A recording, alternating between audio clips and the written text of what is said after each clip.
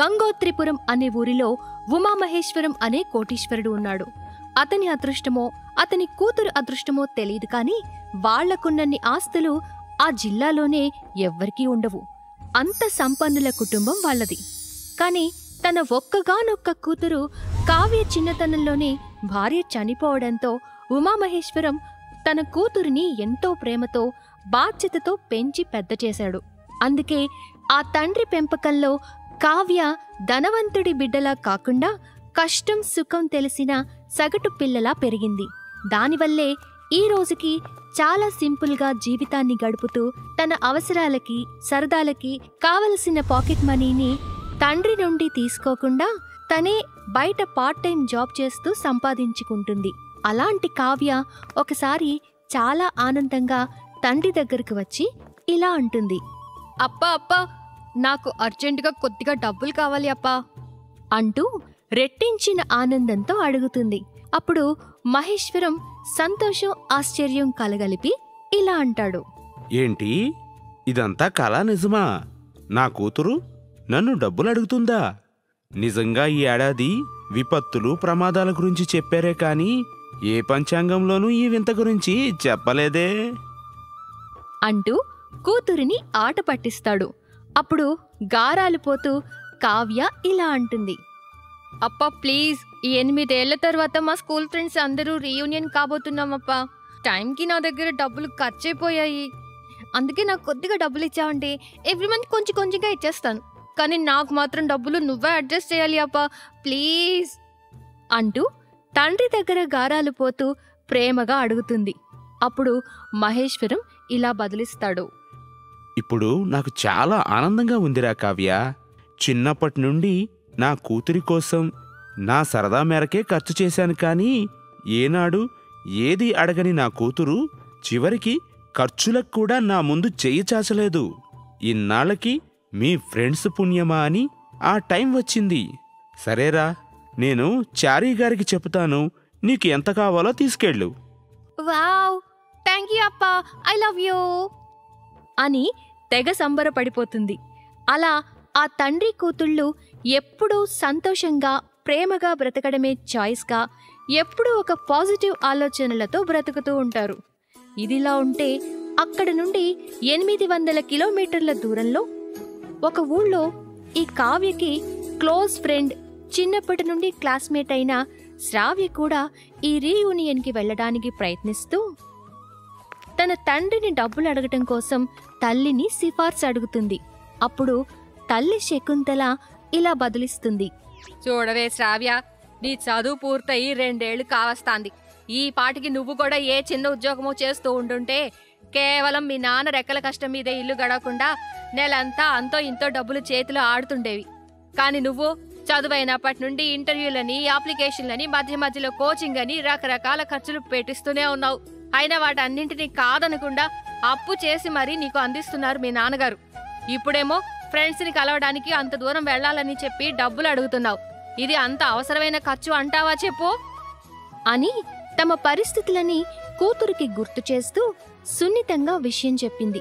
అప్పుడు ఏళ్ల తరబడి లేదు కుదరదు అనే మాటలనే తారక మంత్రంగా చెప్పే తల్లి మాటలకి విసిగిపోయిన శ్రావ్య ఇలా అంటుంది, అమ్మా, మన దరిద్రాన్ని నువ్వు ప్రతిసారి గుర్తు చెయ్యనక్కర్లేదే.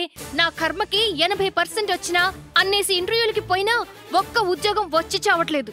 అందుకే ఒక్క ప్రయత్నంతోటే ఆగిపోకుండా రకరకాల ప్రయత్నాలు చేస్తూనే ఉన్నాను. అయినా నా బ్యాడ్ లక్ నన్ను అంటి పెట్టుకుని తిరుగుతోంది.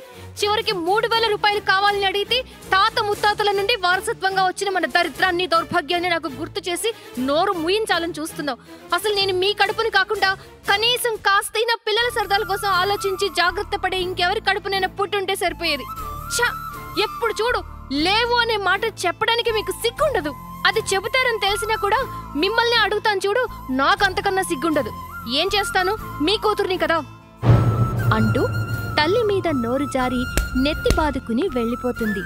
ఈ విధంగా ఊహ తెలిసిన దగ్గర నుండి మధ్యతరగతి బ్రతుకులో సర్దుకుంటూ బ్రతికి ఆశలకి అవకాశాలకి మధ్య ఏర్పడిన మహా అగాధాన్ని దాటలేక తన చుట్టూ ఉన్న పరిస్థితుల మీద కోపాన్ని, తమ ఎదగలేని బ్రతుకుల మీద ఫ్రస్ట్రేషన్తో ఎప్పుడూ చిరాకులు పరాకులతో నెగటివిటీని హ్యాండ్ వాచ్లో పెట్టుకుని తిరిగే అమ్మాయి కావ్య. ఇలా రెండు భిన్న మనస్తత్వాలు ఉన్న ఆ స్నేహితురాళ్ళిద్దరూ ఒక ఆనందకర సందర్భంలో కలవాలనుకున్నారు. కానీ కుదరలేదు. ఇదిలా ఉంటే తన చిన్న చిన్న ఆశలు కూడా తీర్చలేని తన జీవితం మీద శ్రావ్యకి ఎప్పుడూ అసంతృప్తే ఉండేది. అలా ఒక రోజు గడిచింది. మరుసటి రోజు సాయంత్రం తండ్రి భాస్కరం కూతురు దగ్గరికి వచ్చి ఇలా అంటున్నాడు. అమ్మా శ్రావ్య, మీ ఓల్డ్ ఫ్రెండ్స్ రీయూనియన్ ఏదో ఉందట కదమ్మా. ఇదిగో వెళ్ళడానికి రావడానికి ఒక 3,000 ఇస్తున్నాను, సరిపోతాయా అని తండ్రి అనేసరికి మొదట శ్రావ్య ఆశ్చర్యపోతుంది. కాని ఆ తర్వాత తన తల్లి చెప్పి ఉంటుందిలే అనిపించి తండ్రి ఇచ్చే డబ్బులు తీసుకుని అక్కడి నుండి వెళ్ళిపోతుంది. అప్పుడు భాస్కరం కూతురిని ఆపి ఇలా అంటున్నాడు. అన్నట్టు తల్లి, ఒక మాట. ఈ 3,000 ప్రయాణ ఖర్చులకే సరిపోతాయేమో. ఎక్కడన్నా ఆటో కానీ టాక్సీ కానీ ఎక్కాల్సొస్తే ఉంటాయి. ఈ 300 కూడా ఉంచమ్మా అని తను అడగకుండా తండ్రే ఎక్స్ట్రా డబ్బులు కూడా ఇవ్వడం ఆమెకు ఇంకా ఆశ్చర్యాన్ని కలిగిస్తుంది. అందుకే సంశయంగా ఆ 300 కూడా తీసుకుని తండ్రికి ఏ జవాబు చెప్పాలో తెలియక అక్కడి నుండి వెళ్ళిపోయి వంటగదిలో పనిలో ఉన్న తల్లితో ఇలా అంటుంది. థ్యాంక్స్ అమ్మా, నేను బయటకెళ్తున్నాను అని నిన్న నోరు పారేసుకున్నందుకు తల్లి ముఖం చూడలేక అక్కడి నుండి బయటకు వెళ్ళిపోతుంది. ఉన్నపాటుగా కూతురు వచ్చి థ్యాంక్స్ చెప్పడంతో అనుమానం వచ్చిన శకుంతల లోపల భర్త దగ్గరకు వెళ్ళి ఇలా అడుగుతుంది. ఏంటండి అది థ్యాంక్స్ చెప్పి వెళ్తోంది? దానికి ఊరు వెళ్ళడానికి డబ్బులుగానేమైనా ఇచ్చారా మీరు అంటూ అనుమానంగా అడిగింది.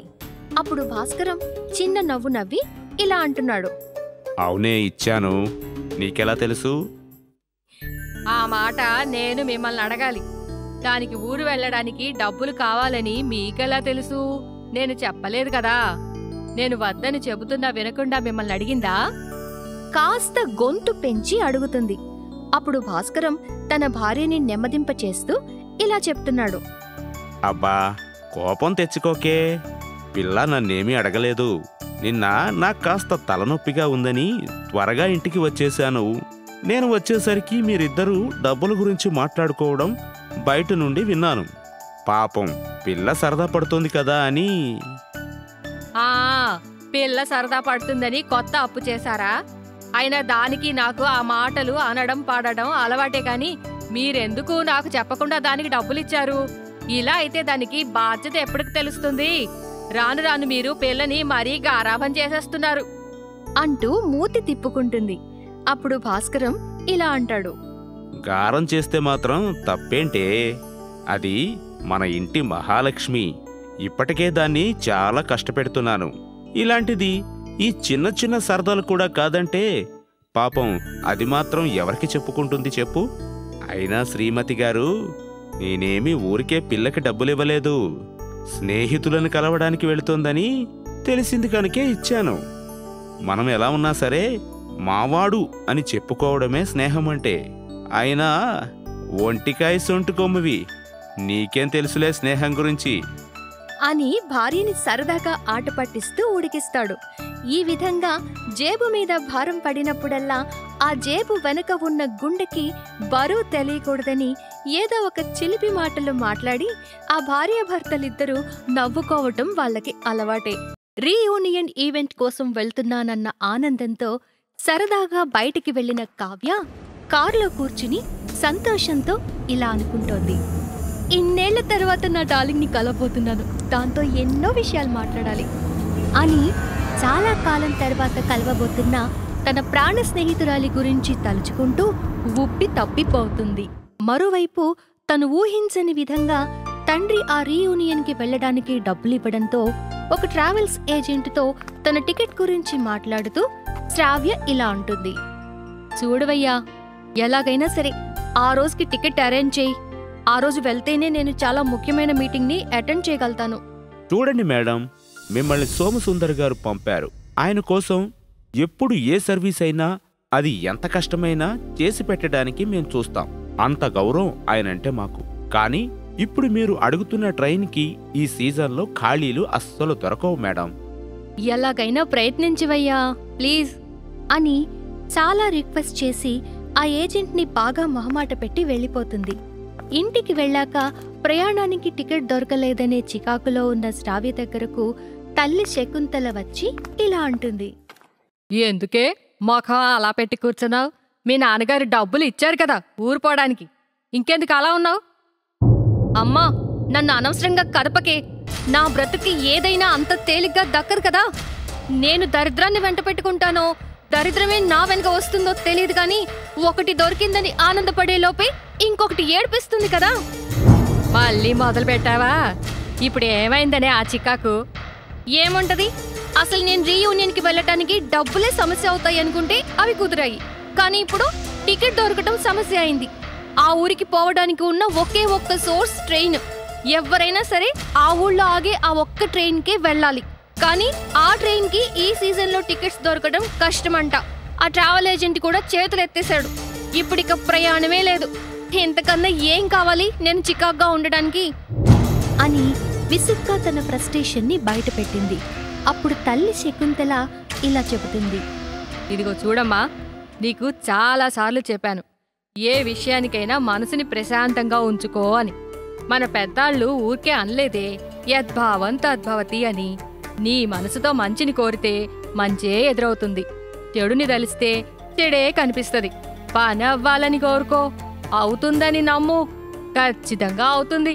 ఇప్పుడు నేను చెప్తున్నాను విను, నీ పని అవుతుంది, నీకు టికెట్ దొరుకుతుంది. ముందు నువ్వు లేచి భోజనం చేయి. అబ్బా వదిలేవే అమ్మా, నువ్వు నీ మూఢనమ్మకాలు అనుకుంటే అయిపోతుందంట. ఏంటయ్యేది, టైం వేస్ట్ అవుతుంది అని తల్లి మీద రుసరుసలాడుతూ భోజనానికి కూర్చుంటుంది. ఇంతలో ఆ ట్రావెల్ ఏజెంట్ ఫోన్ చేసి ఎవరో ఒక ప్యాసింజర్ ఆ ట్రైన్కి టికెట్ క్యాన్సిల్ చేసుకున్నారంట. ఆ టికెట్ శ్రావ్యకి బుక్ చేశానని చెప్తాడు. ఆ వార్త విని ఆనందంగా ఫోన్ పెట్టేసి తల్లితో ఇలా అంటుంది. అమ్మా, నువ్వు మామూలు దానివి కాదే. నిజంగా నువ్వు ఏ నోటితో అన్నావు కానీ ఎవరో ఒకరు టికెట్ క్యాన్సిల్ చేసుకున్నారంట. అది నాకు బుక్ అయిందంట అని శ్రావ్య ఆనందంతో తేలిపోతూ కడుపారా భోజనం చేస్తుంది. మొత్తానికి అన్ని ఆటంకాల్ని జయించి తన క్లోజ్ ఫ్రెండ్ కావ్యని కలవబోతున్నానన్న సంతోషంతో తేలిపోతుంది శ్రావ్య. అలా చూస్తూ చూస్తూ ఉండగానే ప్రయాణం రోజు రానే వచ్చింది. అటువైపు నుండి కావ్య తను రిజర్వ్ చేసుకున్న ట్రైన్లో ప్రయాణం మొదలుపెట్టింది.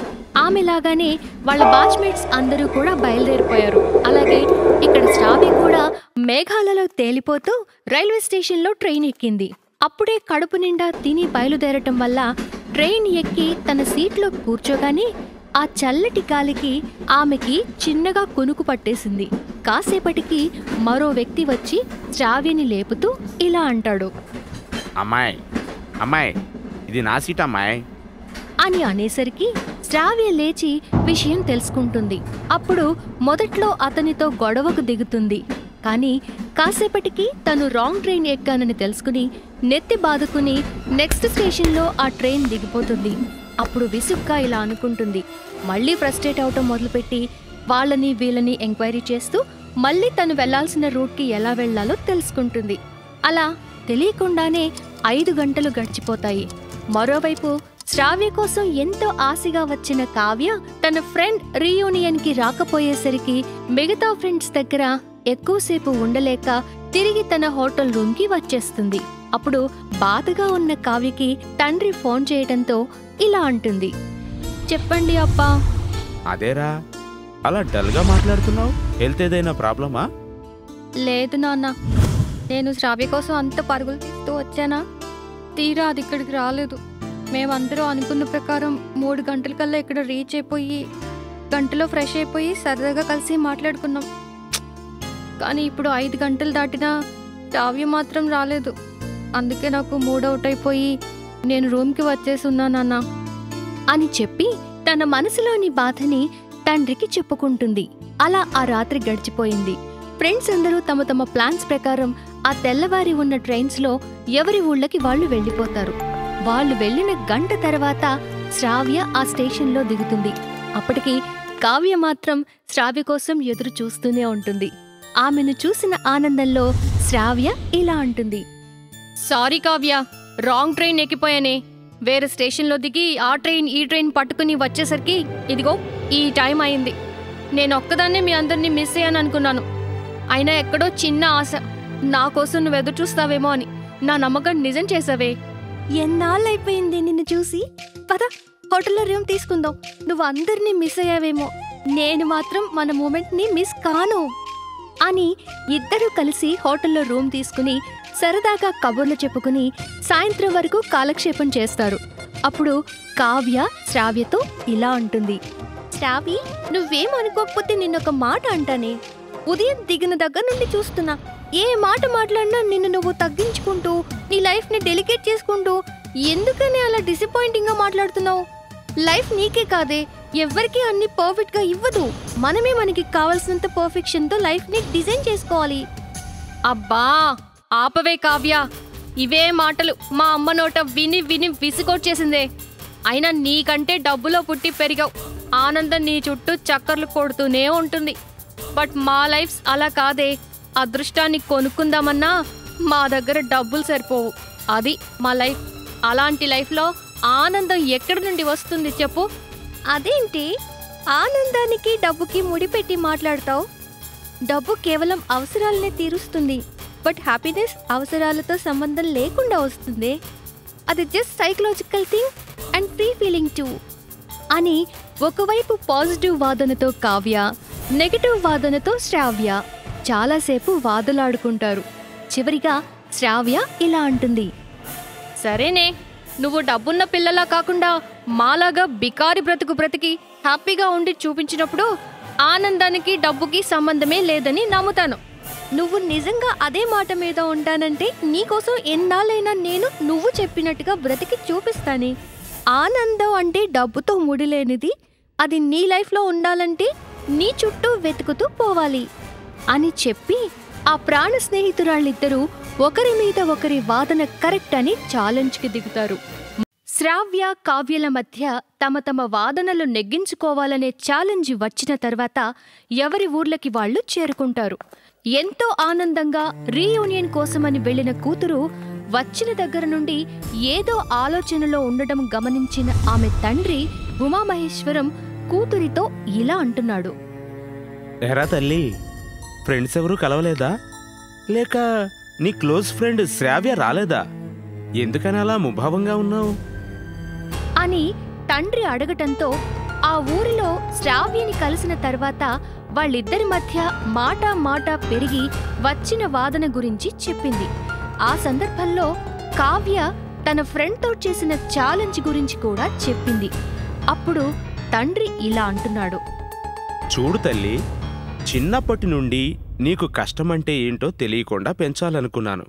కానీ ప్రతిసారి నువ్వు ఎదురెళ్ళి కష్టం విలువని తెలుసుకుంటూ పెరిగిన దానివి. అలాంటిది నీ ఫ్రెండ్ కష్టాలని భరించలేక కోపంగానో విసుగ్గానో ఉందనుకో, అందుకు నువ్వే తనకి హెల్ప్ చేసి ఉండాల్సింది. ఒక పంచేయి, వాళ్ళ అకౌంట్ డీటెయిల్స్ చెప్పు, మళ్ళీ కష్టం వాళ్ళ కంటికి కూడా కనపడకుండా చేస్తాను. అంతేకాని ఈ ఉమామహేశ్వరం కూతురు ఒక సాధారణమైన పిల్లలాగా బయట చిన్న ఉద్యోగం చేసుకుని బ్రతుకుతానంటే ఎలా అమ్మా? నా పేరు నీకు అక్కర్లేకపోవచ్చు, కానీ నీ సేఫ్టీ నాకు కావాలి తల్లి. చూడండి అప్పా, మీరే అన్నారు నేను కష్టం విలువ తెలుసుకుని పెరిగానని. మరి అలాంటిది అది పడుతున్న కష్టాన్ని నేనెందుకు చులకన చేస్తాను చెప్పండి? కానీ శ్రావ్య ఒక ఫాల్స్ థింకింగ్లో ఉంది. కేవలం డబ్బు లేకపోవడం ఒక్కటే తమ ఆనందాల్ని దూరం చేస్తోందని. అయినా ఆనందానికి డబ్బుకి సంబంధం ఏముందప్పా? ఉన్న దాంట్లో సర్దుకోవటం తెలిస్తే అంతకన్నా సంతోషం ఏముంటుంది చెప్పండి? అదే దానికి చెప్పాలని ట్రై చేశాను, కానీ అది నా మాటకి ఒప్పుకోవడం లేదు. అందుకే దానిలాంటి జీవితాన్ని నేను సంతోషంగా గడిపి చూపిస్తానని చెప్పాను. ఇందులో తప్పేంటి అప్పా? ఇక వాళ్ళ అకౌంట్ నెంబర్ ఏంటని అడిగారు కదా మీరు. అలా డబ్బుతో మీరు వాళ్ళ ప్రాబ్లమ్స్ తీర్చేస్తే నేను ఓడిపోయినట్టే కదా అప్పా? మీ కూతురిని ఓడిపోమంటారా? అనే మాటతో తండ్రి ముందర కాళ్లకి బంధనం వేసింది. ఇక ఆ తరువాత ఉమామహేశ్వరం ఏమీ మాట్లాడలేదు. అందుకే కొద్ది రోజులు దూరంగా ఉంటానని చెప్పి తండ్రిని ఒప్పించి ఏమీ లేని సాధారణ అమ్మాయిలాగా కావ్య ఇంట్లో నుండి బయటకు వచ్చి శ్రావ్య వాళ్ల ఊరికి చేరుకుంటుంది. మరోవైపు ఉదయం లేచిన దగ్గర నుండి ఎటు చూసినా సమస్యలు, కష్టాలని చూడటం అలవాటు పడ్డ శ్రావ్యకి కనీసం కావ్యతో చేసిన ఛాలెంజ్ కూడా గుర్తులేదు. ఎప్పటిలాగానే నిరుత్సాహం, ఫ్రస్ట్రేషన్తో ఆమె రోజులు గడపసాగింది. సరిగ్గా అలా వారం గడిచిన తర్వాత ఒకరోజు కావ్య శ్రావ్యకి ఫోన్ చేసి ఇలా మాట్లాడుతుంది. శ్రావి, ఒకసారి నిన్ను కలవాలే. కావ్య, నేను కొన్ని ఇంటర్వ్యూస్కి అటెండ్ అవుతున్నానే, ఇప్పుడు అక్కడికి రావటం కుదరదేమోనే అని సంకోచిస్తూ చెప్పింది. లేదే, నేనిప్పుడు మీ ఊళ్ళోనే ఉన్నాను, పాతపేటలో ఒక చిన్న రూమ్ అద్దెకి తీసుకుని ఉంటున్నాను అని చెప్పేసరికి శ్రావ్య షాక్ అయింది. ఏంటే నువ్వనేది? నువ్వు మా ఊరికి వచ్చావా? ఇక్కడుంటున్నావా? నీకు అంత అవసరం ఏమొచ్చిందే? అన్నీ చెప్తాను, పాతపేట 3వ వీధిలో అట్లమామ్మగారి ఇంటికి రావే, మాట్లాడుకుందాం అని చెప్పడంతో శ్రావ్యకి మొన్న ఊరిలో తామిద్దరి మధ్య వచ్చిన పంతం, ఛాలెంజ్ అన్నీ అప్పుడు గుర్తొచ్చాయి. అందుకే ఇలా అనుకుంటుంది, నేనేదో ఫ్రస్ట్రేషన్లో అంటే ఇదంత సీరియస్గా తీసుకుందా అనుకుని కావ్యని కలవడానికి తను చెప్పిన అడ్రస్కి వెళ్తుంది. అది ఒక చిన్న రేకుల షెడ్. అందులో ఉన్న సింగిల్ రూమ్లో ఉంటున్న కావ్య దగ్గరకు వెళ్ళి శ్రావ్య ఇలా అంటుంది. కావ్య, ఏంటి నువ్వు? నేనేదో కోపంలో అన్న మాటల్ని నువ్వు ఇంత సీరియస్గా తీసుకున్నావా? నువ్వేంటి? మీ రేంజ్ ఏంటి? నువ్వు ఇంత స్లంలో, ఇంత ఇరుకైన ఇంట్లో ఉండడమేంటే? సరే, తప్పు నాదే అని ఒప్పుకుంటున్నాను, నువ్వు వెళ్ళిపోవే. ఇక్కడ ఉండి ప్రాబ్లమ్స్ కొని తెచ్చుకోకు ప్లీజ్. పిచ్చిదానా, ఎందుకే అంత కంగారు పడుతున్నావు? నేను అప్పకి చెప్పే వచ్చాను. అయినా లైఫ్ ఎప్పుడు ఏ టాస్క్ ఇస్తుందో మనకి తెలీదు. అందుకే అన్ని పరిస్థితుల్ని తెలుసుకుని ఉంటే మంచిదని మా అప్ప ఎప్పుడూ చెప్తారు. మేబీ ఇది కూడా నా లైఫ్కి ఇచ్చిన ఒక టెస్ట్ ఏమో. అయినా నేను నీకు మాట ఇచ్చాను, డబ్బుకి ఆనందానికి లింక్ లేదు అని. అది నీకు ప్రూవ్ చేసే వెళ్తాను. అందుకే అప్పటి వరకు నా మంత్లీ ఎక్స్పెన్సెస్ కోసం ఒక సూపర్ మార్కెట్లో సేల్స్ గర్ల్గా జాయిన్ అయ్యాని. అక్కడ వచ్చే 5,000 నా అవసరాలకి సరిపోతాయిలే అని చెప్పేసరికి శ్రావ్య కళ్ళల్లో నీళ్లు తిరిగాయి. అందుకే ఇలా అంటోంది. కావ్య, ఐఎమ్ రియల్లీ సారీనే. నువ్వు ఈ విషయాన్ని ఇంత సీరియస్గా తీసుకుంటావు అనుకోలేదు. నువ్వేంటి 5,000 కోసం సేల్స్ గర్ల్గా పనిచేయటం ఏంటే? లేదే, తప్పంతా నాదే. వద్దే, పద మా ఇంటికి వెళ్ళిపోదాం అని చాలాసేపు బతిమాలింది. కానీ మొండిపిల్ల కావ్య ససేమిరా ఒప్పుకోలేదు. ఆ విధంగా ఒక కోటీశ్వరుడి కూతురు ఒక సాధారణమైన అమ్మాయిలాగా బ్రతకడానికి కేవలం తన వాక్చాతుర్యాన్ని మాత్రమే అర్హతగా పెట్టుకుని ఒక చిన్న సేల్స్ గర్ల్ ఉద్యోగం సంపాదించుకుంటుంది. ఇలా ఫ్రెండ్స్ ఇద్దరూ మాట్లాడుకుంటుండగా కావ్య ఇంటి ఓనర్ అట్లమామ్మ అక్కడికి ఒక చిన్న బాక్స్లో జిలేబీ తీసుకుని వచ్చి ఇలా అంటోంది. అమ్మాయి కావ్య, ఏం చేస్తున్నావే? ఇదిగో, నువ్వు తినటానికి జిలేబీ తీసుకొచ్చానే అంటూ లోపలికి వచ్చి శ్రావ్యని చూసి ఆశ్చర్యంగా ఇలా అడుగుతుంది. ఏమే కావ్య, ఈ పిల్లెవరే? మా ఊరి పిల్లలాగానే ఉంది. మీ ఊరి పిల్లలాగా ఉండటం ఏంటి మా అమ్మ? మీ ఊరి పిల్లే, నా ఫ్రెండ్ శ్రావ్య. ఎలాగో ఇక్కడ ఉంటున్నాను కదా అని తనని రమ్మన్నానులే. మంచి పని చేసావు. ఇదిగో అమ్మాయి, నీ పేరేంటి? ఎవరమ్మాయివేంటి? ఏ పేట మీది? అంటూ ప్రశ్నల మీద ప్రశ్నలు అడిగేసి అన్నింటికీ జవాబులు తెలిసేసుకుని వచ్చిన పని పూర్తయిపోవడంతో అట్ల మా అమ్మ ఇలా అంటుంది. సరేనే పిల్ల, మీరేదో మాటల్లో ఉన్నారు కాబోలు. నేను ఆనక వస్తానులే. ఇదిగో అమ్మాయి, నువ్వు కూడా 4 జిలేబీలు పంటి కిందేసుకో. వస్తాను అని చెప్పి అట్ల మా అమ్మ వెళ్ళిపోతుంది. ఆమె వెళ్ళిపోయాక కావ్య ఇలా అంటుంది. నిజంగా చాలా మంచి మనిషే ఈ మామగారు. వచ్చి వారం కూడా అవ్వలేదు, నన్ను తన ఇంటి మనిషిలాగా ఎంత ప్రేమగా పలకరిస్తోంది. ఏమైనా డబ్బు లేని చోటే మనుషుల మధ్య ప్రేమలు ఎక్కువ అనిపిస్తోంది అని అనేసరికి శ్రావ్యకి తెలియకుండానే కోపం వచ్చింది. అలా కాసేపు ఆ ఫ్రెండ్స్ ఇద్దరూ మాట్లాడుకుని శ్రావ్య తన ఇంటికి వెళ్ళిపోతుంది. అప్పుడు తల్లి ఇలా అంటుంది. ఏమే శ్రావ్య, ఇందాక నీకేదో పోస్ట్ వచ్చింది చూడవే, ఆ బల్ల మీద పెట్టాను అని తల్లి చెప్పడంతో శ్రావ్య ఆసక్తిగా వెళ్ళి ఆ వచ్చిన పోస్టు తెరిచి చూస్తే అది ఒక జాబ్ అపాయింట్మెంట్ లెటర్. అది చదవగానే శ్రావ్యకి ఎగిరి గంతేసినంత ఆనందం వేసి గట్టిగా అరుస్తుంది. అప్పుడు తల్లి శకుంతల ఇలా అంటుంది. అబ్బా, ఏం పిల్లవే, అంత గట్టిగా అరిచావు, చెవులు గుయ్యమంటున్నాయి. చెవులు పోయినా పర్వాలేదులేవే, తర్వాత మిషన్ పెట్టిస్తాను కానీ ముందు ఈ గుడ్ న్యూస్ విను. నాకు పెద్ద కంపెనీలో ఉద్యోగం వచ్చేసింది, నెలకు 50,000 శాలరీ అంటూ ఆనందంతో తల్లిని హత్తుకుంటుంది. అప్పుడు తల్లి ఇలా అంటుంది. పోనీలేవే, ఏ దేవుడి చల్లని చూపో మన మీద పడినట్టుంది. ఇక త్వరలో మన కష్టాలు అప్పులు అన్నీ తీరిపోతాయన్నమాట. శ్రావ్యకి మాత్రం ఒక పెద్ద కంపెనీలో మంచి స్టార్టింగ్ ప్యాకేజీతో చక్కటి ఉద్యోగం వచ్చి ఆమె బెంగళూరు వెళ్లాల్సి వచ్చింది. అందుకే వెళ్లే ముందు కావ్యని కలిసిపోవడానికి వచ్చిన శ్రావ్య ఇలా అంటుంది. కావ్య, స్టార్టింగ్ ఇంత మంచి ప్యాకేజ్తో నాకు జాబ్ రావటం చాలా హ్యాపీగా ఉందే. ఏదైతేనే నా లైఫ్లో జరిగిన మొదటి మంచి విషయం ఏదైనా ఉంది అంటే అది నీ ఫ్రెండ్షిప్, తర్వాత ఈ జాబ్. ఇంతకు మించి నా లైఫ్లో చెప్పుకోవడానికి ఇంకేమీ లేవు అని శ్రావ్య చెబుతుంటే కావ్య మాత్రం ఎక్కడో ఆలోచిస్తూ ఉంది. అది గమనించిన శ్రావ్య ఇలా అంటుంది.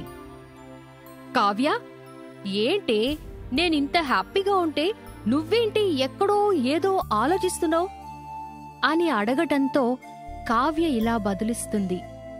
లేదే, నీకు జాబ్ వచ్చిన కంపెనీ చాలా రెప్యుటేషన్ ఉన్న కంపెనీ, అందులోనూ నువ్వొక ఫ్రెషర్వి కదా, మరి స్టార్టింగ్లోనే నీకు ఇంత మంచి ప్యాకేజ్ ఇచ్చారంటే కొంపతీసి నువ్వు ఏ ఫేక్ ఎక్స్పీరియన్స్ సర్టిఫికేట్ని ప్రొడ్యూస్ చేయలేదు కదా అని అడిగేసరికి శ్రావ్య తటపటాయిస్తూ కావ్య దగ్గర నిజం దాచటం ఇష్టం లేక ఇలా బదులిస్తోంది. అంటే కావ్య, చాలా జాబ్స్ ట్రై చేసి అన్నీ ఫెయిల్ అవుతున్నాయని ఒక ఫ్రెండ్ సజెస్ట్ చేస్తేను ఒక ఫేక్ ఎక్స్పీరియన్స్ సర్టిఫికేట్ని క్రియేట్ చేయించి సబ్మిట్ చేశాను. ఇన్ఫాక్ట్ ఆ సోర్స్ ఉంది కనుకుని నాకు ఈ జాబ్ కూడా వచ్చిందే. చాలా రాంగ్ స్టెప్ తీసుకున్నావు శ్రావి. అదేమైనా అల్లాటప్ప కంపెనీ అనుకున్నావా? ఒక్కసారి నువ్వు చేసింది ఫ్రాడ్ అని బయటపడితే ఇక నీ కెరీరే నాశనమైపోతుంది. అయినా అంత సెన్స్లెస్ డెసిషన్ ఎలా తీసుకున్నావి? ఒక ఫ్రెషర్ అయ్యండి ఎక్స్పీరియన్స్ ఉందని చెప్తే రేపు వర్క్లో ఆ ప్రోగ్రెస్ ఎలా చూపిస్తావు? అసలు ఇలాంటి కంపెనీస్లో ఆ పొజిషన్కి ఎంత ప్రెషర్ ఉంటుందో తెలుసా అని తనకి తెలిసిన అనుభవాలని శ్రావ్యకి చెప్పింది. అప్పుడు ఆమె ఇలా అంటోంది. అయ్యో, ఇప్పుడెలాగే, పోనీ ఈ జాబ్ వదిలేనా? అదింకా పెద్ద ప్రాబ్లం అవుతుంది. ప్రాపర్ రీజన్ ఇవ్వకుండా నువ్వు ఈ జాబ్ వదులుకోవడానికి కూడా ఆ కంపెనీ ఒప్పుకోదు. సరే, ఊరికే భయపడకు. నేను చూసిన సిచ్యువేషన్స్, నాకు తెలిసిన కొన్ని ఇన్సిడెంట్స్ చెప్తాను. వాటిని బేస్ చేసుకుని ఎలా వర్క్ చేయాలో, ఎలా బిహేవ్ చేయాలి, బాడీ లాంగ్వేజ్ ఎలా ఉండాలి అన్నీ ప్రాక్టీస్ చేసుకో. నువ్వు నెగ్గుకొచ్చేయగలవులే, ఆ నమ్మకం నాకుంది అని చెప్పి అబద్ధపాడి ఉద్యోగం సంపాదించిన శ్రావ్యని అక్కడి నుండి తను ట్రైన్ చేసి ఆమెలో ఆ జాబ్ని హ్యాండిల్ చేయదగ్గ కాన్ఫిడెన్స్ని నింపి జాబ్కి పంపిస్తుంది. ఇదిలా ఉంటే ఇక సూపర్ మార్కెట్లో పనిచేస్తున్న కావ్యతో ఒకరోజు వాళ్ల యజమాని ఇలా అంటున్నాడు. చూడమ్మా కావ్య, నిన్ను చూస్తే చాలా చదువుకున్న పిల్లలాగా, తెలివైన పిల్లలా కనిపిస్తున్నావు. నీ మాట తీరు అది చాలా మెచ్యూర్గా ఉంది అనిపిస్తుంది. అలాంటి నువ్వు చదువు మధ్యలో ఆపేసి ఇలా సూపర్ మార్కెట్లో పనిచేస్తున్నావంటే మీ కుటుంబ పరిస్థితి ఏంటో అర్థమవుతోంది. అదీ కాక నువ్వు నా సూపర్ మార్కెట్లో జాయిన్ అయ్యాక నా సేల్స్ బాగా పెంచావు. కనుక నీలాంటి తెలివైన అమ్మాయిని ఒక వర్కర్గా వదిలేస్తే నాకే నష్టం అనిపిస్తుంది. అందుకే నీకు జీతం పెంచి కాస్త ఎక్కువ బాధ్యత అప్పగిస్తాను. చేస్తావా అమ్మా? సరే అన్నా, నాకు ఏ అభ్యంతరం లేదు. మీరు చెప్పినట్టే చేస్తాను. ఇంతకీ ఏ బాధ్యత అప్పగిస్తున్నావు అన్నా? మరేం పర్లేదమ్మా. చాలా కాలంగా నేను మరో బ్రాంచ్ తెరవాలనుకుంటున్నాను. కానీ నీలాగా నమ్మకమైన వ్యక్తి ఎవ్వరూ నాకు దొరకలేదు. ఇప్పటికీ నువ్వు వచ్చి 3 నెలలే అయినా నీ పద్ధతి ప్రవర్తన చూశాక నాకు చాలా ధైర్యం వచ్చింది. అందుకే రన్నింగ్లో ఉన్న ఈ బ్రాంచ్ని నీకు అప్పగించి నేను మరో బ్రాంచ్ చూసుకుందామనుకుంటున్నాను. ఏమంటావమ్మా అని అడిగేసరికి కావ్య తటపటాయిస్తూ ఇలా అంటుంది. అంటే అన్నా, ఒకేసారి అంత పెద్ద బాధ్యత అంటే? నువ్వు చెయ్యగలవనే నమ్మకం నాకు ఉందమ్మా. అందుకే బాగా ఆలోచించే ఈ నిర్ణయం నీదాకా తీసుకొచ్చాను. ఆలోచించుకో. నువ్వు అవునంటే నీకు లాభం, నాకు లాభం. లేదంటే నిన్ను బలవంత పెట్టను అని చెప్పడంతో కావ్య మనసులో ఇలా అనుకుంటోంది. కావ్య, నువ్వు ఏ కారణం వల్ల ఈ పని మొదలుపెట్టినా సరే, నీ వల్ల ఒకరికి మంచి జరిగింది, మరింత మంచి జరుగుతుందనే నమ్మకం వచ్చింది. అదీ కాక నువ్వు శ్రావ్యకి ప్రూవ్ చేస్తానన్న ఛాలెంజ్ అలానే ఉంది. కనుక నిన్నుగా నమ్ముతూ ఇచ్చిన ఈ అవకాశాన్ని వదులుకోకు. మంచి ఆలోచన, మంచి మనసుతో ఏం చేసినా మంచే జరుగుతుంది అని తనకి తాను సమాధానం చెప్పుకుంది. ఇంతలో ఆ యజమాని ఇలా అంటున్నాడు. ఏం నిర్ణయించావమ్మా? నీకు ఓకేనా ఈ ప్రపోజల్ అని అడగటంతో తేరుకున్న కావ్య ఇలా బదులిస్తుంది. సరే అన్నా, నాకు ఓకే. కాకపోతే కాస్త అప్పుడప్పుడు నువ్వు నా వెనకే ఉండి గైడ్ చేయాలన్నా అని చెప్పి ఆ ఓనర్ పెట్టిన ప్రపోజల్ని ఒప్పుకుంటుంది. మరోవైపు బెంగుళూరులో జాబ్లో జాయిన్ అయిన 2 నెలల తర్వాత శ్రావ్య టీం లీడర్ చైత్ర శ్రావ్యని తన క్యాబిన్కి పిలిచి ఇలా అంటుంది. సో శ్రావ్య, నీకు అలాట్ చేసిన వర్క్ విషయంలో చాలా తరోగా ఉన్నావని రిపోర్ట్స్ వస్తున్నాయి. Very good. బట్ ఆ రిపోర్ట్ వల్లే నాకు నీ మీద అనుమానం కూడా వస్తోంది అని అనేసరికి శ్రావ్య గుండెల్లో రాయపడింది. మనసులో ఇలా అనుకుంటోంది. ఇదేంటి, మా కావ్య చెప్పినట్టే అన్నీ కరెక్ట్గా మేనేజ్ చేస్తున్నాను, పైగా ఎప్పటి వరకు అప్పుడే ఫినిష్ చేస్తున్నాను కూడా, అయినా నా మీద డౌట్ రావడం ఏంటి అని ఆలోచిస్తుండగా చైత్ర ఇలా అంటుంది. ఏంటి, ఏ విషయంలో నాకు డౌట్ వచ్చిందా అనుకుంటున్నావా? అన్నీ కరెక్ట్గానే మేనేజ్ చేస్తున్నాను, అయినా ఎలా దొరికిపోయాను అనుకుంటున్నావా అని అనేసరికి అవుననాలో కాదనాలో తెలియక శ్రావ్యకి చెమటలు పడుతున్నాయి. అప్పుడు చైత్ర ఇలా అంటుంది. డోంట్ గెట్ టెన్స్ శ్రావ్య. నీ జాబ్కి ప్రస్తుతానికి ఏ ప్రాబ్లం లేదు. ఎందుకంటే నీ పొజిషన్కి నువ్వు చేయాల్సిన వర్క్ మొత్తం కరెక్ట్గానే చేస్తున్నావు. నిజానికి నాకు అక్కడే అనుమానం వచ్చింది. నీ పొజిషన్ వరకు రావడానికి ఎన్నో ప్రెషర్స్ని చూసి ఉన్నవారెవరైనా సరే వర్క్ని వాళ్ళు చేయకుండా తమ సబార్డినేట్స్తో కానీ జూనియర్ అండ్ ట్రైనీస్తో కానీ చేయిస్తారు. బట్ నువ్వు మాత్రం నీ వర్క్స్ అన్ని నువ్వే ప్రాపర్గా చేసేస్తున్నావు. That means you might be a fresher. I my right? కానీ ఫేక్ ఎక్స్పీరియన్స్తో ఈ జాబ్ సంపాదించావు, అంతే కదూ అని అడగటంతో శ్రావ్య గుటకలు మింగుతూ నిలబడిపోయింది. అప్పుడు చైత్ర ఇలా అంటుంది. సరే, నీ విషయం నేను హైడ్ చేసి ఉంచాలంటే నువ్వు నేను చెప్పిన వర్క్ చేయాలి, లేదంటే టోటల్ నీ కెరీరే స్పాయిల్ అయిపోతుంది. అదీ కాక నువ్వు చేసింది క్రిమినల్ అఫెన్స్కి వస్తుంది కూడా అని చెప్పడంతో శ్రావ్యకి కొత్త సమస్య మొదలైంది. ఇక ఆ రోజు మొదలుకుని శ్రావ్య బలహీనతని అడ్డుపెట్టుకుని చైత్ర ఆమెను సతాయించటం మొదలుపెట్టింది. అలా రోజులు గడుస్తున్నాయి. ఒకరోజు సూపర్ మార్కెట్లో ఉన్న కావ్యకి శ్రావ్య తల్లి శకుంతల ఏడుస్తూ ఫోన్ చేసి ఇలా అంటుంది. అమ్మా కావ్య, బెంగళూరులో మా శ్రావ్యకి యాక్సిడెంట్ అయ్యిందంటమ్మా. ఇప్పుడే నాకు ఫోన్ వచ్చింది. ఈ విషయాన్ని మీ అంకుల్కి కూడా ఇంకా చెప్పలేదు. అసలే హార్ట్ పేషెంట్. అందుకే ఏం చేయాలో తెలియక నీకు ఫోన్ చేశానమ్మా. నాకు కాళ్ళు చేతులు ఆడట్లేదమ్మా అని శ్రావ్య తల్లి ఏడుస్తూ ఫోన్ చేసేసరికి కావ్యకి కాళ్ల కింద చెమట పట్టేసింది. కావ్య హడావిడిగా శ్రావ్య ఇంటికి వస్తుంది. అసలు ఏం జరిగిందో ఇలా అడుగుతుంది. ఆంటీ, అసలు ఏం జరిగింది? మీకు ఎవరు కాల్ చేశారు? ఏం జరిగిందో నాకు తెలియదమ్మా. నేను వంట పని చేసుకుంటున్నాను. అప్పుడు నా ఫోన్ రింగ్ అయింది. ఎవరా అని చూస్తే బెంగళూరు పోలీసులంట ఫోన్ చేశారు. వచ్చిరాని తెలుగులో ఇలా మీ అమ్మాయికి రోడ్డు మీద యాక్సిడెంట్ జరిగింది, హాస్పిటల్లో చేర్చామని చెప్పారమ్మా. అంతే. ఆ మాట వినగానే నాకు కాళ్ళు చేతులు ఆడట్లేదు. ఈ విషయం మీ అంకుల్కి చెప్తే ఏమవుతుందో అనే భయానికి ఆయనకు కూడా చెప్పకుండా వెంటనే నీకే ఫోన్ చేశానమ్మా. నాకెందుకో భయంగా ఉంది. ఇప్పుడు శ్రావ్య ఎలా ఉందో ఏంటో. పదమ్మా, వెంటనే వెళ్దాం అని కంగారు పడుతుంటే అప్పుడు కావ్య ఇలా అంటుంది. చూడండి ఆంటీ, మీరు కంగారు పడకండి. కావ్యకి పెద్ద ప్రమాదం ఏమీ జరుగుండదు. అయినా సరే నేనే దాని గురించి వెళ్తాను. మీరు ఈ విషయాన్ని మెల్లగా అంకుల్కి చెప్పండి. ఒకవేళ చెప్పకపోయినా మన తప్పే అవుతుంది. అందుకనే నిదానంగా చెప్పండి మీరు, ఓకేనా అని చెప్పి కావ్య శకుంతలకి ధైర్యం చెప్పి తన యజమాని దగ్గర కొంత డబ్బుని అడ్వాన్స్గా తీసుకుని బెంగళూరు బయలుదేరింది. అక్కడికి వెళ్ళాక హాస్పిటల్లో ఐసీయూలో ఉన్న శ్రావ్యని చూసిన కావ్య మనసు బరువెక్కిపోయింది.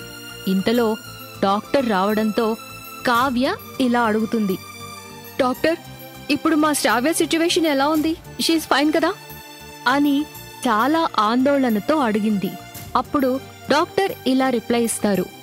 Of course she is, but BP మాత్రం కంట్రోల్లోకి రావడానికి చాలా టైం పడుతుంది. లక్కీగా ఎయిర్ బ్యాగ్స్ ఓపెన్ కావడంతో ఆమెకు పెద్దగా ఏమీ జరగలేదు.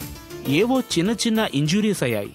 స్టిచెస్ వేశాం. కానీ ఏదో విషయానికి ఆమె ఇప్పుడు ఈ అన్కాన్షియస్ స్టేజ్లో కూడా ఆమె ఏదో విషయానికి భయపడుతుందనుకుంటా. మేబీ యాక్సిడెంట్ ని ఫేస్ చేసింది కదా, అదేనేమో. అందుకే బీపీ ఇప్పుడు కూడా కొంచెం హైలోనే ఉంది.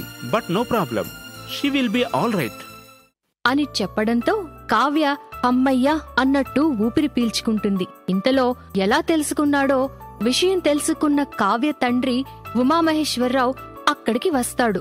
అక్కడ అతన్ని చూసిన కావ్య షాక్ అయ్యి ఇలా అడుగుతుంది. అప్పా, నువ్వేంటి ఇక్కడ? నేను ఇక్కడికి వచ్చానని నీకెలా తెలుసు? చూడు తల్లి, నీ మాట తీసేయలేక నువ్వు ఏది కోరినా నేను ఒప్పుకుంటాను. అలా అని నీ మీద నా ప్రేమని నా దగ్గరే దాచలేను కదా.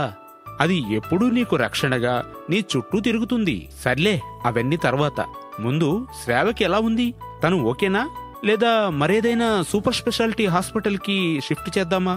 డబ్బు గురించి నువ్వేం వరీ అవ్వకు తల్లి అని ఇంకా ఏదో చెప్పబోతుండగా కావ్య ఇలా అంటుంది.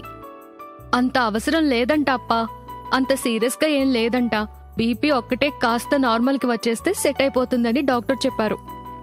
సరేమ్మా, నీకు ఏదైనా హెల్ప్ కావాలంటే ఇక్కడ ఒక మనిషిని ఉంచి వెళతాను. ఆ బిల్స్ అవి దగ్గరుండి సెటిల్ చేస్తాడు.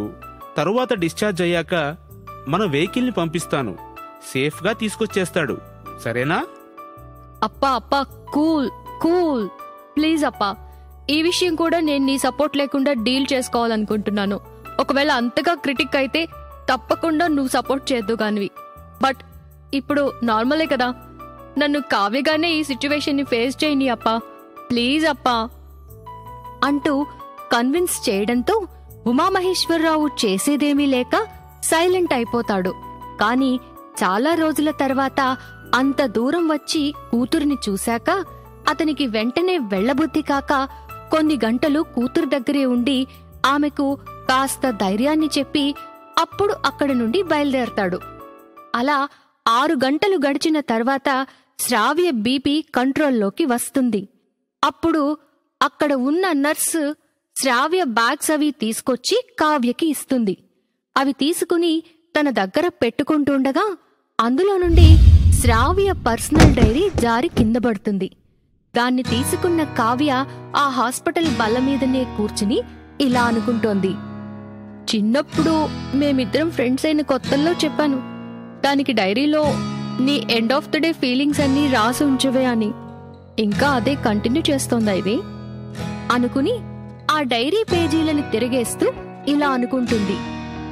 ఒక పని చేస్తా, ఇన్ని రోజులు నన్ను ఎంత మిస్ అవుతుందో, అసలు మిస్ అవుతుందో లేదో చూస్తాను అనుకుని సరదాగా శ్రావ్య డైరీ తిరిగేస్తున్న కావ్యకి ఒక్కో పేజీ చదువుతూ ఉంటే చాలా షాకింగ్ విషయాలు తెలుస్తూ ఉన్నాయి. అందుకే పక్క వాళ్ళ పర్సనల్ విషయాలు తెలుసుకోవడం సంస్కారం కాదని తెలిసినా కూడా ఆపకుండా శ్రావ్య జీవితంలోకి వచ్చిన అలజడి ఏంటో తెలుసుకుంటుంది. అప్పుడు ఇలా అనుకుంటుంది, అంటే శ్రావ్యకి జరిగిన ఈ యాక్సిడెంట్ నిజంగా యాక్సిడెంట్ కాదన్నమాట. ఈ యాక్సిడెంట్ జరగటం వెనుక ఇంత కథ ఉందన్నమాట. చెప్తా, నా శ్రావ్యని ఇంతగా డిస్టర్బ్ చేసిన వాళ్ళని అంత తేలిగ్గా వదులుతానా అనుకుంటుంది. అలా ఆ రాత్రి తెల్లారుతుంది. శ్రావ్య డైరీ చదువుతూ ఉన్న కావ్య ఆ హాస్పిటల్ బల్ల మీదే ఎప్పుడో తెలియకుండానే నిద్రలోకి జారుకుంటుంది. ఇప్పటికి లేచి టైం ఎంతయిందా అని ఫోన్ చూసుకుంది. అప్పటికే శకుంతల నంబర్ నుండి 15 మిస్డ్ కాల్స్ ఉండటంతో కావ్యకి భయం మొదలైంది. అందుకే వెంటనే శకుంతలకి కాల్ బ్యాక్ చేసి ఇలా అడుగుతుంది, సారీ ఆంటీ, రాత్రంతా శ్రావి కోసం హాస్పిటల్ బల్ల మీదే కూర్చోవడంతో ఎప్పుడో తెలియకుండా నిద్ర పట్టేసింది. పైగా హాస్పిటల్ కదా అని ఫోన్ వాల్యూమ్ కూడా తక్కువగా ఉంచాను. అందుకే కనీసం ఫోన్ రింగ్ కూడా వినిపించలేదు. ఇప్పుడు కావ్యకి బాగానే ఉందా ఆంటీ, డేంజర్ ఏమీ లేదు అని చెప్పడంతో శకుంతల అప్పుడు ఊపిరి పీల్చుకుంది. అప్పుడు కావ్య ఇలా అంటుంది, అవునా ఆంటీ, అంకుల్కి విషయం చెప్పారా? అంకుల్కి ప్రాబ్లం ఏమీ అవ్వలేదు కదా అని అడగటంతో శకుంతల ఇలా అంటుంది, ఆయనకి ఏదో చిన్న చిన్న దెబ్బలు తగిలాయంట అని చెప్పాను. పైగా నువ్వు వెళ్ళావని చెప్పడంతో ఆయన కాస్త ధైర్యంగానే ఉన్నారు. అది సరేనమ్మా, అసలు యాక్సిడెంట్ ఎలా జరిగిందంట? రోడ్ తాడుతుండగానా లేక ఏదైనా స్కూటీ మీద వెళ్తుంటేనా అని అడగటంతో కావ్య ఇలా బదులిస్తోంది, అలా ఏమీ లేదా ఆంటీ, తనే స్వయంగా కార్ డ్రైవ్ చేస్తుండగా ఈ యాక్సిడెంట్ జరిగిందంట. అయ్యో, అయినా దానికి అక్కడ బెంగళూరులో కార్ ఎక్కడదమ్మా? ఒకసారి దాని దగ్గర ఉన్నప్పుడు నాకు ఫోన్ చేయమ్మా, ఇంకెప్పుడు ఆ కార్ల జోలికి పోవద్దని చెబుతానమ్మా అని చెప్పడంతో ఒక్కసారిగా కావ్య బుర్రలో మెరుపు వేగంతో ఒక సందేహం పుట్టింది. తనలో తాను ఇలా అనుకుంటుంది, అవును కదా, అసలు దీనికి ఈ బెంగళూరులో కార్ ఎక్కడిది? ఊరు కాని ఊర్లో డ్రైవింగ్ అంతగా రానిదానికి కారు ఇచ్చి పంపిన వాళ్ళెవరు? డైరీలో శ్రావ్య రాసుకున్న విషయాలు చదివిన తర్వాత చించేసిన పేజీలను చూసిన కావ్య ఇలా అనుకుంటుంది, ఏంటిది, పాపం దీని లైఫ్లో ఇలా జరుగుతోంది. అది ఎప్పుడూ అంటుంటుంది, బాద్లకు నా అడ్రస్ మర్చిపోవాలి అంటే ఈ జన్మంతా పడుతుందే అని. ఇదంతా చూస్తుంటే అలానే అనిపిస్తోంది అని ఆలోచనల్లోకి వెళ్తూ మళ్ళీ మరుక్షణం రియలైజ్ అయ్యి ఇలా అనుకుంటుంది, చిచి, ఇదేంటి, ఏ విషయంలోనైనా పాజిటివ్ని వెతికే నేను ఇప్పుడు దానిలా ఆలోచిస్తున్నాను. నో, లుక్లు గిక్కులు పక్కన పెడితే అసలు నా శ్రావ్యకి ఈ పరిస్థితి తెచ్చిన వాళ్ళని ఎవరిని వదలను అనుకుని ఒక 2 రోజుల పాటు శ్రావ్య దగ్గరే ఉండి తను కోలుకున్నాక హాస్పిటల్ బెడ్ మీద ఉన్న ఆమెతో ఇలా అంటుంది కావ్య, శ్రావి ఎలా ఉంది ఇప్పుడు అనేసరికి కావ్య చాలా దీనస్వరంతో ఏదో లేవే, బ్రతికేశాను అన్న మాటకి కావ్యకి చాలా బాధనిపించి ఆమెకు తగిలిన దెబ్బలు ప్రాణాపాయం కాకపోయినా తన స్నేహితురాలు ఆ స్థితిని కూడా ద్వేషిస్తోంది అంటే ఆమె మనసులో ఉన్న కష్టం ఏమిటో తీర్చాలన్న బలమైన సంకల్పం కలిగింది కావ్యకి. అందుకే ఇలా బదిలిస్తుంది, సర్లేవే, అన్నీ సర్దుకుంటాయి, ముందు చక్కగా కోలుకో. ఇంటి దగ్గర అమ్మా నాన్న వెయిట్ చేస్తుంటారు. అవును, అమ్మా నాన్నతో మాట్లాడతావా? కాల్ చేయనా? వద్దులేవే, ఇప్పుడు నేనేమని మాట్లాడాలి? ఎలాగో ఇక్కడ నుండి వెళితే వాళ్ళ దగ్గరికేగా వెళ్ళాలి, ఇంకెక్కడికి పోలేనుగా అని మరో మాట అనేసరికి శ్రావ్య మనసు లోతుల్లో కలిగిన విరక్తి ఎంత బలంగా ఉందో అర్థమైంది కావ్యకి. అప్పుడు ఆమె తన మనసులో ఇలా అనుకుంటోంది, అసలు దీన్ని ఇంతగా డిస్టర్బ్ అయ్యేలా టార్చర్ పెట్టిన ఆ టీం లీడ్ ఎవరో, దాని సంగతి చూడాలి అనుకుంది. ఆ తరువాత రోజుకి వాళ్ళిద్దరికీ ఒక రూమ్ ఇచ్చారు. ఇద్దరూ కలిసి ఆ రూంలో ఉంటూ శ్రావ్యకి ట్రీట్మెంట్ చేయిస్తోంది కావ్య. శ్రావ్యకి ఫుడ్ పెట్టేసి మందులు ఇచ్చి ఇలా అంటుంది, చూడు శ్రావి, నువ్వు తినేసి మందులేసుకున్నావు కనుక ఇంక నీకు మత్తుగా నిద్ర పట్టేస్తుంది. ఈలోపు నాకు కాస్త బయటికి వెళ్లే పనుంది, అది చూసుకుని వచ్చేస్తాను. ఒకవేళ మెలకు వచ్చినా ఆ బటన్ నొక్కితే అలారం మోగుతుంది. మనకి అసైన్ చేసిన సిస్టర్ వస్తుంది. ఓకే? ఆ సరేనే అని చాలా ముభావంగా అంటుంది. అప్పుడు కావ్య బయలుదేరి వెళ్లి శ్రావ్య టీం లీడ్ చైత్ర కోసం టైం తీసుకుని ఆమె క్యాబిన్లో వెయిట్ చేస్తూ ఉంటుంది. ఇంతలో చైత్ర వస్తుంది. యా టెల్ మీ, నన్ను కలవాలన్నారంట. బై ద వే, ఇప్పుడు శ్రావ్యకి ఎలా ఉంది? Is she all right? అనేసరికి కావ్యకి కోపం వచ్చింది. కాని సెటిల్డ్గా మాట్లాడటం తన నైజం కనుక ఇలా అంటుంది.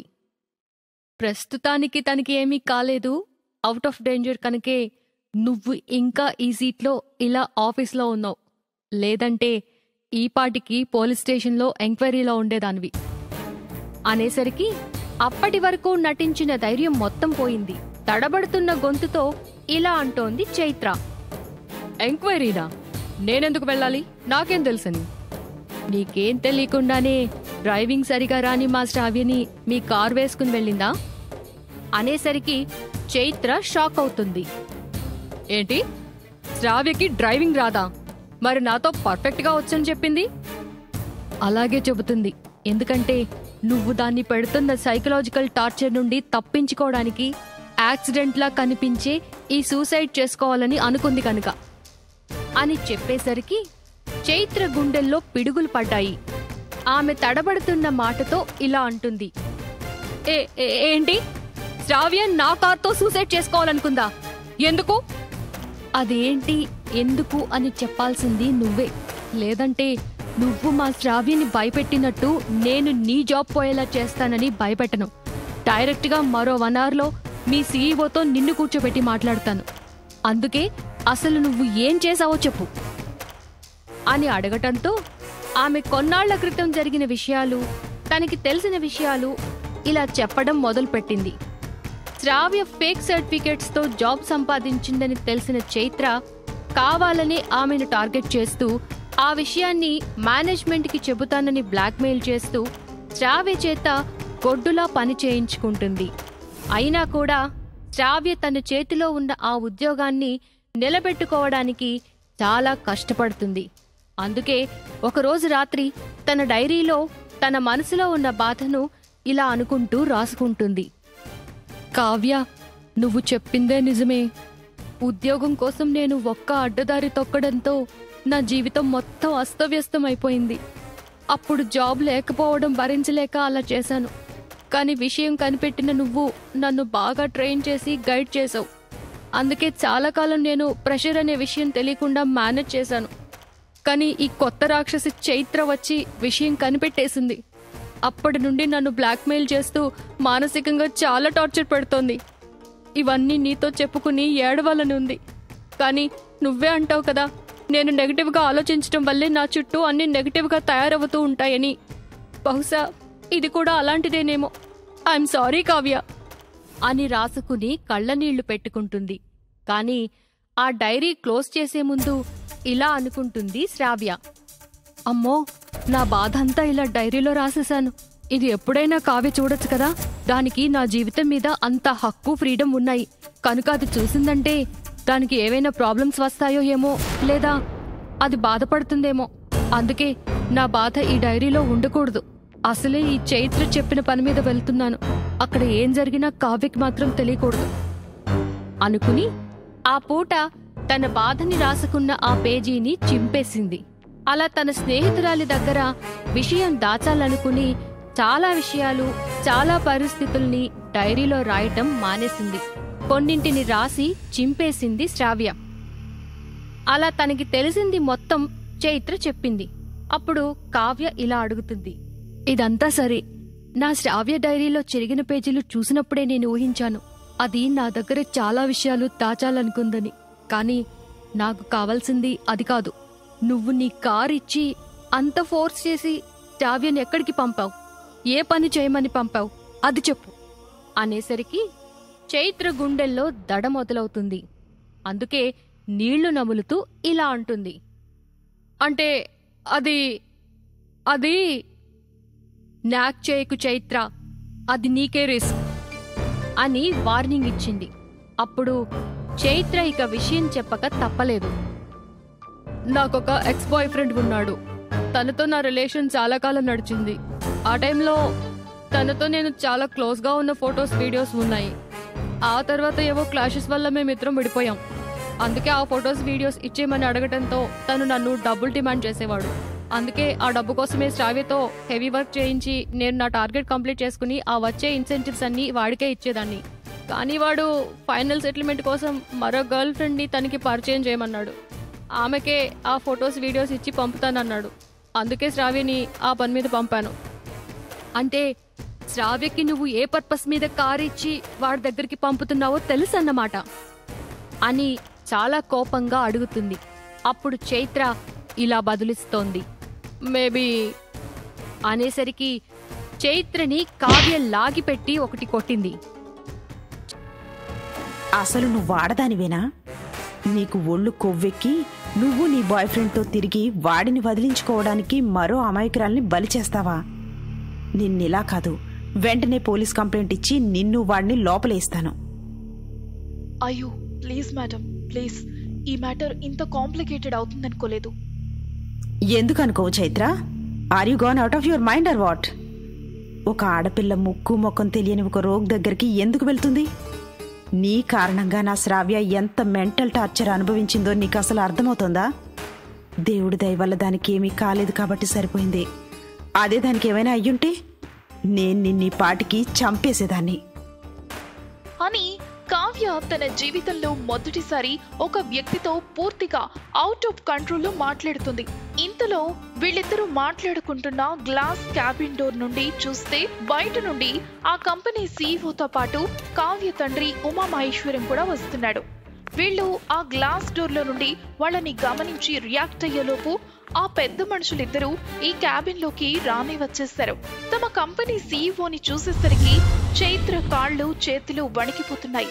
అంత ఏసీ గదిలో కూడా ఆమెకు చెమటలు పడుతున్నాయి. ఇప్పుడు ఇష్యూ పెద్దదైపోయిందని ఆమెకు అర్థమైపోయింది. ఉమామహేశ్వరం ఆ సీఈఓకి తన కూతుర్ని ఇంట్రడ్యూస్ చేస్తూ, గోవింద్, తనేరా నా one and only doctor Kavya. Hello Kavya. Kavya, he is Govind Mukherjee, ఈ company CEO, bestie of mine. Hello uncle. Chaitra, let me know, అసలు ఏంటి నీకు శ్రావ్యతో వచ్చిన ప్రాబ్లం? అదంతా నేను చెప్తాను అంకుల్ అని అప్పటి వరకు చైత్ర తనతో చెప్పినది శ్రావ్య ఎవరితో పంచుకోలేక, అలా అని తనలోనూ దాచుకోలేక ఇంతో అంతో తన పర్సనల్ డైరీలో రాసుకున్న విషయాలన్నీ ఆ సీఈఓతో చెప్పింది. అదంతా విన్న CEO, Chaitra, you bloody bitch, I am sorry to say this, but నువ్వు ఏం చేసావో నీకు అర్థమవుతుందా? నువ్వేదో స్కిల్ఫుల్ పర్సన్ అనుకోని నేను ప్రమోషన్ కూడా రికమెండ్ చేశాను. అటువంటిది నువ్వు నీ టీం మెంబర్తో ఇంత రూత్లెస్గా బిహేవ్ చేస్తావా? I'm feeling shame on you. Uncle, ఇప్పుడు తనని ఏమీ యూజ్ లేదు. అసలు దీని అంతటికీ కారణం ఆమె ఎక్స్ బాయ్ ఫ్రెండ్. వాడిని పట్టుకుని లోపలేస్తే ఇక్కడ ఇద్దరి ఆడపిల్లల లైఫ్స్ నార్మల్ అవుతాయి. నేను వెంటనే ఇక్కడ హోమ్ మినిస్టర్తో మాట్లాడతానుండు. మహేష్, నువ్వు ఆగు. ఇది నా company employees problem. Let me sort out this. డైరెక్ట్గానో ఇండైరెక్ట్గానో నా వల్ల కూడా కొంచెం మిస్టేక్ జరిగింది కనుక నేనే సెటిల్ చేస్తాను. Let me ruin that rogue. వాడి పేరేంటి చైత్ర?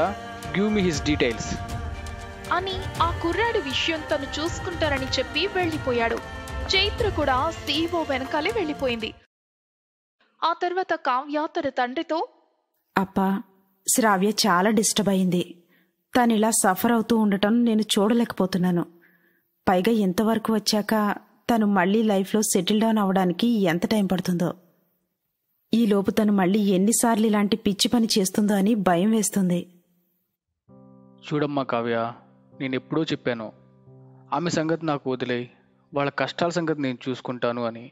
నీకు ఓ విషయం చెప్పనా తల్లి, మనిషి సంకల్పం ఎంత దృఢంగా ఉన్నా అతని సక్సెస్ రేట్ 99% మాత్రమే ఉంటుంది. ఇప్పుడు నువ్వు నీ స్నేహితురాలతో చేసిన ఛాలెంజ్లో కూడా నువ్వు ఆ 1%లోనే ఉన్నావని అర్థం చేసుకో. కానీ ఆ 1% నువ్వు వెనక్కి తగ్గితే నీ ఫ్రెండ్ 10% సక్సెస్ అవుతుంది. అదే నువ్వు ఆ 1% కూడా గెలవాలని చూస్తే మాత్రం నీ ఫ్రెండ్ని దూరం చేసుకోవాలి.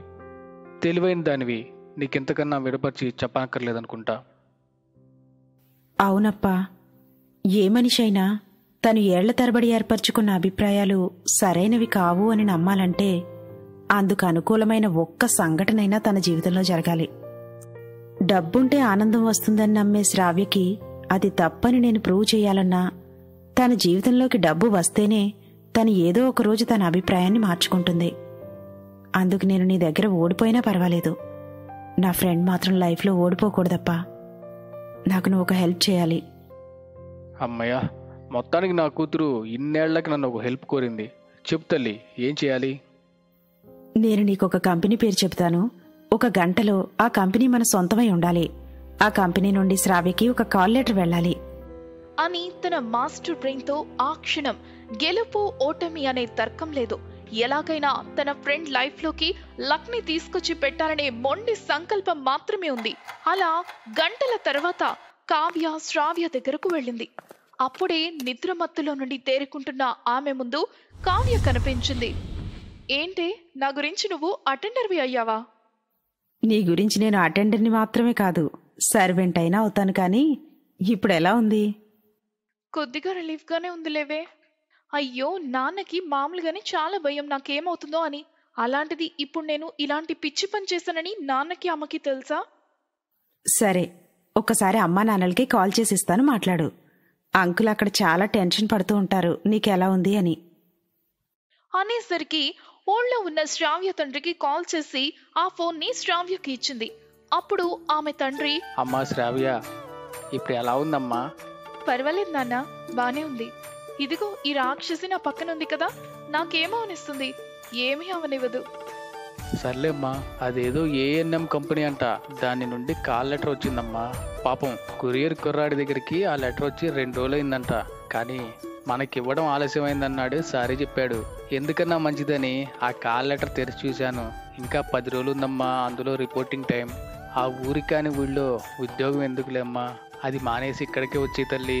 చిన్నదో పెద్దదో ఈ ఉద్యోగమే చేసుకుంటూ మా కళ్ళ ముందు ఉండు గాని. సరే నాన్న అని కాసేపు వాళ్ళ అమ్మతో కూడా మాట్లాడి ఫోన్ పెట్టేసింది. అలా తల్లిదండ్రులతో మాట్లాడినాక వాళ్ళ నోటి నుండి ఒక గుడ్ న్యూస్ విన్నాక శ్రావ్య చాలా హ్యాపీగా ఫీల్ అయింది.